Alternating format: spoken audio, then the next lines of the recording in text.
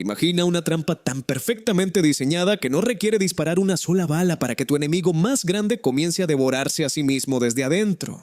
Un movimiento en el tablero geopolítico tan brillante y silencioso que cuando el adversario se da cuenta de que está atrapado, ya es demasiado tarde para reaccionar. Esto no es ficción, es exactamente lo que acaba de ocurrir en Medio Oriente. Estados Unidos no lanzó un ataque militar directo, no bombardeó ciudades ni invadió territorios. En su lugar, ejecutó una maniobra estratégica tan calculada que fracturó al régimen iraní en 3 pedazos, desatando una guerra civil en los pasillos del poder que está haciendo temblar los cimientos de la nación entera. Y si te gustan las historias donde la inteligencia militar y la economía se usan como armas de destrucción masiva, suscríbete ahora mismo, porque lo que estás a punto de escuchar no lo encontrarás en ningún noticiero convencional. La genialidad de esta operación reside en su aparente simplicidad. Todo se reduce a un embudo geográfico, el estrecho de Hormuz. Durante años, Irán amenazó con cerrar este paso vital para asfixiar la economía global, pero nadie esperaba esto. Estados Unidos les dio la vuelta. No cerraron el estrecho para todos. Lo cerraron exclusivamente para Irán. Mientras los buques comerciales del resto del mundo navegaban libremente bajo la protección de una coalición naval, los superpetroleros iraníes quedaron anclados, oxidados y sin poder moverse un solo metro. Esta parte es clave. Al bloquear selectivamente las exportaciones, Estados Unidos activó una bomba de tiempo matemática. Las instalaciones de almacenamiento en Irán tienen una capacidad limitada. Si no pueden vender su petróleo, los tanques se llenan. Y cuando se llenan, que toma apenas entre 10 y 14 días, los ingenieros se ven obligados a hacer lo impensable: apagar los pozos de extracción. Apagar un pozo petrolero no es como apagar un interruptor de luz. Causa daños geológicos masivos y a largo plazo que pueden destruir la infraestructura para siempre. Y antes de seguir explorando esta asfixia calculada, quédate muy atento y suscríbete, porque esta historia apenas está entrando en su fase más oscura y explosiva. En cuestión de días, las calles de Teherán se transformaron. El país que flota sobre un océano de energía de repente se quedó sin combustible. Las filas para conseguir gasolina se extendían por kilómetros. Los cortes de electricidad paralizaron la capital.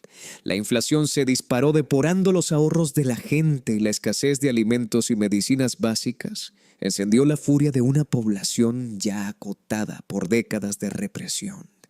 El famoso contrato social del régimen, que exigía obediencia absoluta a cambio de gasolina barata y subsidios, se rompió en 1000 pedazos. Las promesas de una economía de resistencia se revelaron como palabras vacías frente a las neveras vacías de los ciudadanos. Pero aquí es donde todo cambia de forma radical.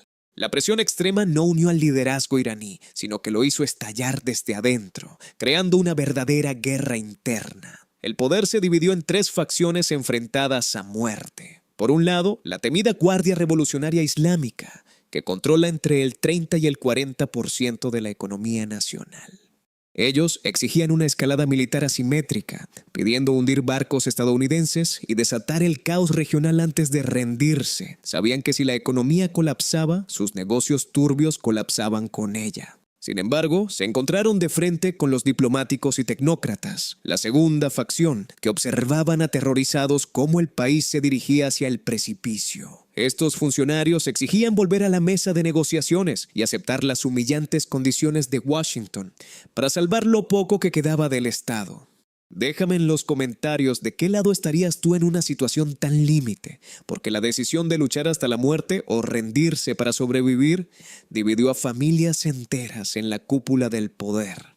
Y para complicar aún más las cosas, apareció una tercera facción, los clérigos de línea dura y diputados conservadores que se oponían tanto a la guerra de la Guardia Revolucionaria como a la rendición de los diplomáticos, creando un parálisis absoluta en el gobierno. El régimen estaba inmovilizado por su propia paranoia y fragmentación.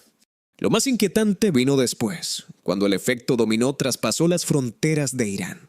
El régimen había construido durante años un escudo defensivo basado en redes de milicias satélites, Hezbolá en el Líbano, los hutíes en Yemen y diversas milicias en Irak. Estos grupos operaban bajo la premisa de que Teherán siempre los respaldaría financieramente y los protegería militarmente. Pero con los ingresos petroleros reducidos a cero, los fondos simplemente se evaporaron. Los comandantes de estas milicias dejaron de recibir sus pagos y, lo que es peor, perdieron la percepción de disuasión. Se dieron cuenta de que si Irán no podía proteger sus propios barcos en el Golfo, mucho menos podría protegerlos a ellos de los ataques israelíes o estadounidenses.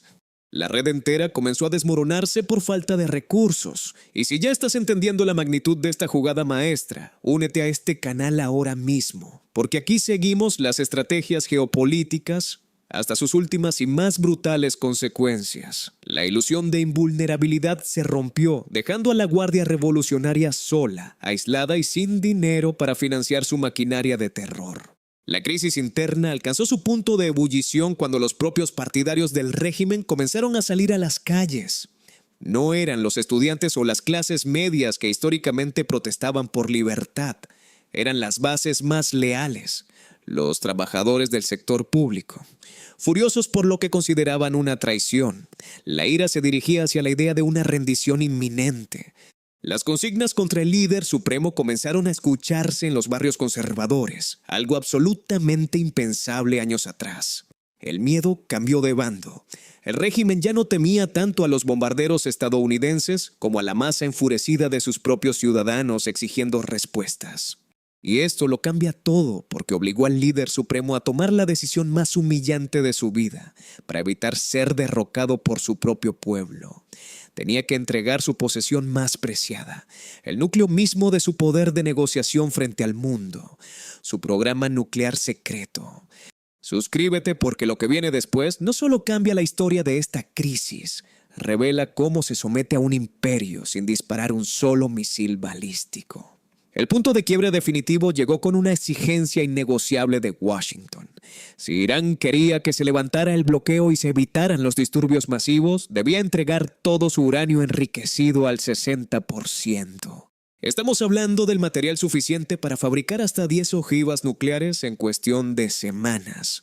Este uranio estaba escondido en búnkeres subterráneos construidos a 90 pies de profundidad, bajo montañas de roca sólida e instalaciones fuertemente custodiadas.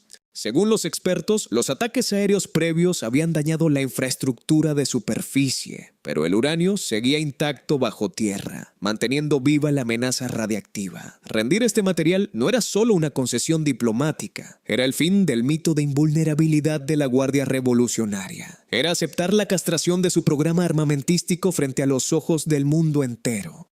Imagina la desesperación de los generales de línea dura que habían invertido décadas y miles de millones de dólares en construir estas instalaciones secretas, solo para ver cómo se veían forzados a entregarlas debido a que no podían vender unos cuantos barriles de petróleo. Pero, espera, porque falta la revelación más fuerte y escalofriante de toda esta operación. El Pentágono no confiaba en la palabra de Teherán. Y no iba a conformarse con que simplemente subieran el uranio a un avión de las Naciones Unidas. Trump exigió garantías absolutas y físicas. Un informe filtrado del Washington Post detalló un plan de operaciones especiales tan audaz que parecía sacado de una película de Hollywood, pero era aterradoramente real. El Pentágono había diseñado una operación terrestre a gran escala para apoderarse físicamente del uranio directamente de las instalaciones subterráneas enemigas. Comenta, ¿qué habrías hecho tú si fueras el responsable de autorizar esta misión suicida? Porque el riesgo de desatar un infierno radiactivo era altísimo. Quiero leerte. ¿Crees que esta presión extrema fue una genialidad táctica o un juego peligroso al borde de la Tercera Guerra Mundial? El plan consistía en enviar a la élite de las Fuerzas Armadas estadounidenses directamente al corazón de las tinieblas. La 82ª División Aerotransportada saltaría en paracaídas sobre el hostil territorio iraní en la oscuridad de la noche, bajo fuego antiaéreo. Su misión era asegurar el perímetro, construir una pista de aterrizaje de combate desde cero en cuestión de horas y mantener a raya a los refuerzos del ejército enemigo. Mientras tanto, equipos especializados demolerían los primeros 300 pies de escombros de las instalaciones bombardeadas previamente, abriendo un camino directo hacia la pesadilla subterránea. Luego, los operadores de nivel 1, la Delta Force y los equipos SEAL descenderían a los túneles oscuros equipados con pesados trajes protectores contra materiales peligrosos.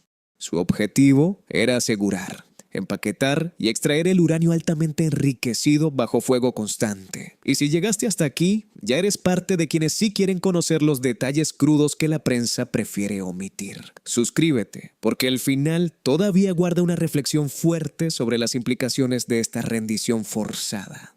La sola existencia de este plan operativo demostró a Teherán que Estados Unidos estaba dispuesto a cruzar cualquier línea roja para neutralizar la amenaza. No era un farol diplomático. Frente a la certeza de que las tropas de élite estadounidenses penetrarían sus instalaciones más secretas y con la economía interna en llamas por el bloqueo petrolero selectivo, las tres facciones del régimen finalmente colapsaron bajo su propio peso. Comprendieron que la guerra ya no era contra Occidente, era una guerra por la supervivencia del propio Estado frente a una implosión civil. La Guardia Revolucionaria, antes todopoderosa, quedó reducida hasta espectadores impotentes de su propia decadencia. La rendición no se firmó con una pluma en un escritorio lujoso, se forjó en la desesperación de los apagones, en la ira de las calles vacías y en el frío cálculo de que su arma final de desgaste, el tiempo, se había agotado por completo. La estrategia fue perfecta porque no atacó la fuerza bruta de Irán, sino su debilidad estructural más profunda, la dependencia absoluta de un solo recurso y la fragilidad de su control social dictatorial. Al bloquear la salida del petróleo y dejar la economía al borde de la asfixia total, Estados Unidos obligó al régimen a mirarse en el espejo de su propia tiranía ineficiente. La guerra interna que desató esta presión fue mucho más letal que cualquier bombardeo aéreo, destruyendo la cohesión del liderazgo desde adentro hacia afuera.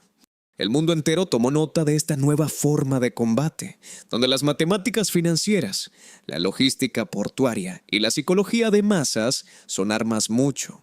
Y si quieres seguir descubriendo las historias que muchos prefieren dejar enterradas, suscríbete ahora, porque este canal apenas está comenzando a revelar lo que otros callan.